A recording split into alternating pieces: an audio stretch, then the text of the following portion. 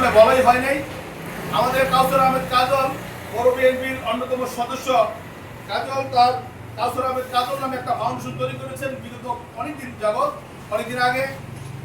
সেই ফাউন্ডেশনের পক্ষ থেকে ইতিমধ্যেই আমাদের যারা ছাত্র সমাজ আছে তাদেরকে নিয়ে খেলাধুলার একটা উদ্যোগ সে ইতিমধ্যেই নিয়েছেন। আমাদের গ্রামে দুর্বটি স্পোর্টিং ক্লাব আছে এবং অন্যান্য খেলাধুলার সরঞ্জামাদি সহ বিভিন্ন কার্যকলাপ সে পরিচালিত করে সবসময় আমাদের পরামর্শ অনুযায়ী। তারই আলোকে আজকে আরেকটি উদ্যোগ গ্রহণ করা হয়েছে যে আমরা আমাদের গ্রামে বিশেষ করে আমাদের ওয়ার্ডে যারা নামাজি মুরব্বীরা আছে তারা হয়তো আজকে মুরব্বী বলতে আমাদের যারা বয়স্ক মানুষ তারা শিশুর মতো হয়ে যায়, তাদের আসলে উপার্জন ক্ষমতা ওইভাবে থাকে না। তাদের ছেলে সন্তানরাই তাদের যে জীবন মান উন্নয়নের জন্য বা ব্যক্তিগত খরচের জন্য উপস্থিত 1 নং ওয়ার্ডের বারবার নির্বাচিত কাউন্সিলর আব্দুল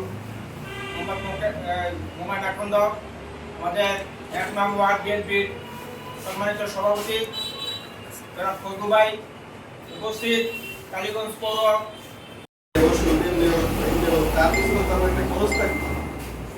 ওই চিন্তা করেও যে ওই খরচটা আমি আরো বাবাদের মধ্যে দিয়ে দিই যে আমার বাবারে হয়তো আমি দিতে পারতেছি না এই সময়, এই জন্য যেন অন্যান্য দিয়ে যে অন্যান্য বাবারা যেন ভালো থাকে।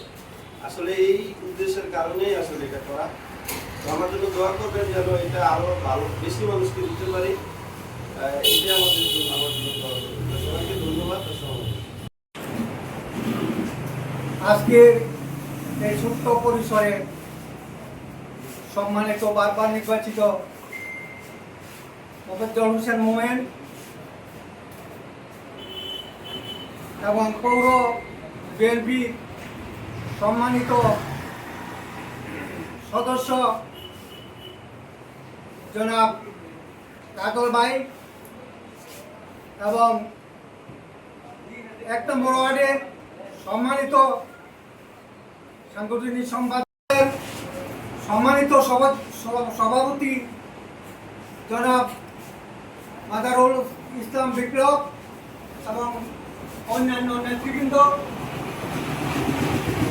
আপনারা ইতিমধ্যে শুনেছেন মোমেনের মুখ থেকে যে আমাদের কাজল ভাই টাকা ব্যবসা করে, তার এখানে একটা ফাউন্ডেশন আছে।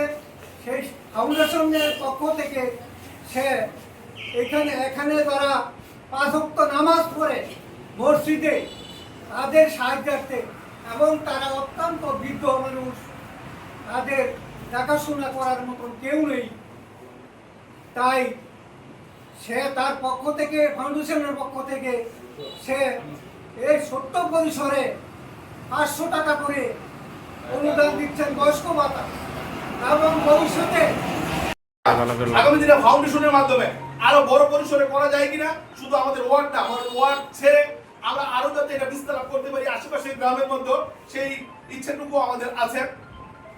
তো ইনশাআল্লাহ আমরা আর কথা না বাড়িয়ে